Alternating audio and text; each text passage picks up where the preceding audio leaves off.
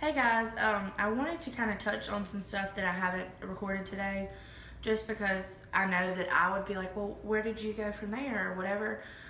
So the things I didn't show was the border. I was going to record that, but it was not. It was literally like you turn the corner, you go through, and you go through kind of like a metal detector version of for cars or something like that. It takes pictures of your car. I don't know.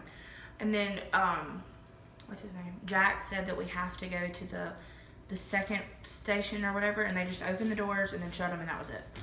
And being in Mexico is, I feel completely safe. I know that sounds crazy because I'm in Mexico, but I'm completely safe. I feel satisfied with everything, all the treatment I've gotten so far, everything that's been provided to me, all the care that I've gotten, it's all been fine. Which it's what I expected, but it is what I expected. So, riding in the van, it's interesting to see like all the street signs not being able to know what they say.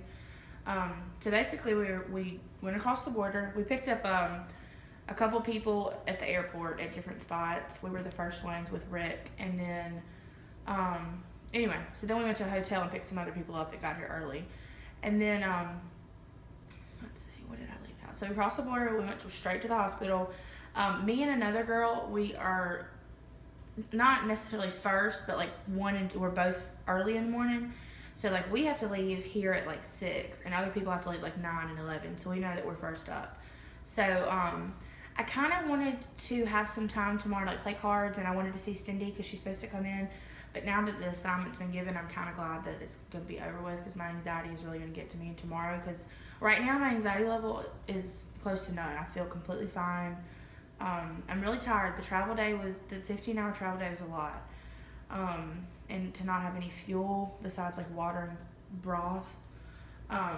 So anyway, the other things I left out was, so we go to the hospital, you go in these doors, and to the right there's the little cafe that was closed. I think their hours are really short. I think Mom's, what she's going to do at the hospital is, when we're here, she's going to do room service, I think. And at the hospital, she'll just do, if you go to the second floor, they'll order anything, and you just have to pick it up from the second floor. And that way she doesn't have to leave me and things like that, because she doesn't want to leave me at any time.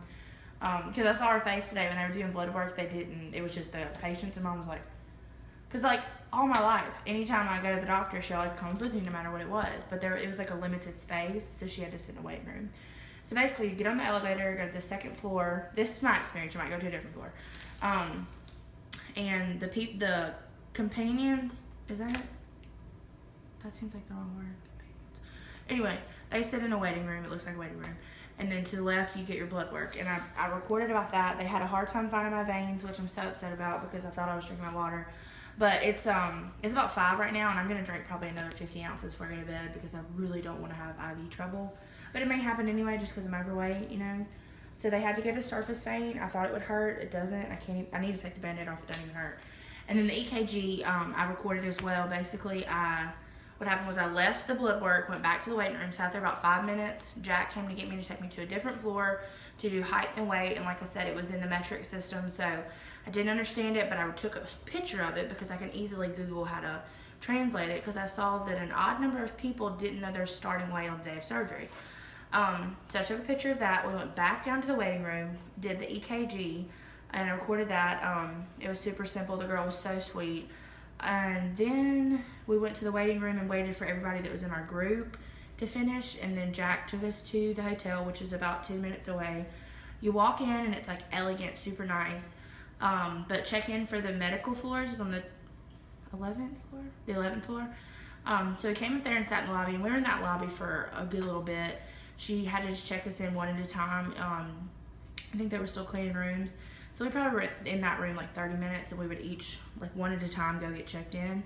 I thought it was kind of interesting that we didn't get our bags out of the van. We left them, and then they just brought them to our room. So they do that at fancy hotels. I just wasn't thinking about it today.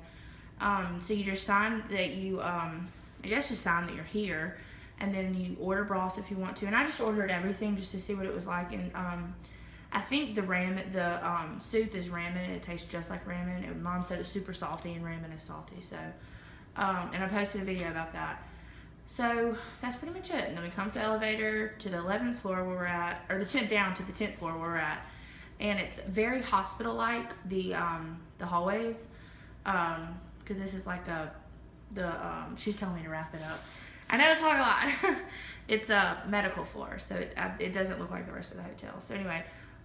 Come on, Haley, we gotta go downstairs and meet our new friends. So we're about to go downstairs. Gonna come back, take a shower, go to bed, and I'll record us checking out maybe and getting in the van with the other girl with Jack in the morning. So thanks for watching my journey today, guys. It has been a long one.